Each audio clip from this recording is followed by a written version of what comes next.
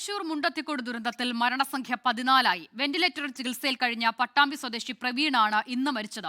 9 പേരുടെ മൃതദേഹം ഇതുവരെ തിരിച്ചറിഞ്ഞു. അപകട സ്ഥലത്തു നിന്ന് കണ്ടെത്തിയ ശരീരഭാഗങ്ങളുടെ DNA പരിശോധന പുരോഗമിക്കുകയാണ്.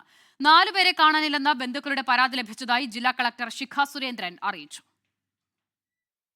നാടിനെ നടുക്കിയ മുണ്ടത്തിക്കോട് ദുരന്തത്തിൽ മരണസംഖ്യ ഉയരുകയാണ്. 9 പേരുടെ മൃതദേഹങ്ങളാണ് ഇതുവരെ തിരിച്ചറിഞ്ഞത്. മൃതദേഹങ്ങൾ പോസ്റ്റ്മോർട്ടത്തിനു ശേഷം ബന്ധുക്കൾക്ക് കൈമാറി. അപകടത്തിൽ പരുക്കേറ്റ് വെന്റിലേറ്ററിൽ കഴിഞ്ഞ പാലക്കാട് പട്ടാമ്പി സ്വദേശി പ്രവീൺ ഉച്ചയോടെയാണ് മരിച്ചത്. ദുരന്ത പ്രദേശത്ത് നിന്ന് കണ്ടെത്തിയ 32ഓളം ശരീരഭാഗങ്ങളിൽ നിന്ന് DNA സാമ്പിളുകൾ ശേഖരിച്ചു. ഇതിനായി രാജീവ് ഗാന്ധി ബയോടെക്നോളജിയിലെ 7-അംഗ സംഘം തൃശൂർ മെഡിക്കൽ കോളേജിൽ എത്തിയിരുന്നു. കാണാതായതായി റിപ്പോർട്ട് ചെയ്ത 4 പേരുടെ ബന്ധുക്കളിൽ നിന്നും DNA സാമ്പിളുകൾ ശേഖരിച്ചിട്ടുണ്ട്.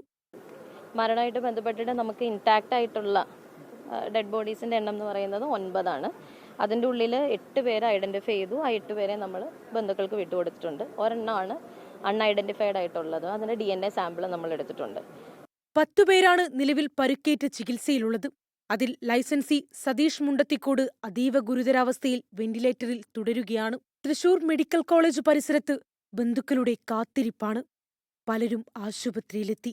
പ്രിയപ്പെട്ടവരെ കാണാനാകാതെ മടങ്ങുന്നത് നൊമ്പരക്കാഴ്ചയാണ്.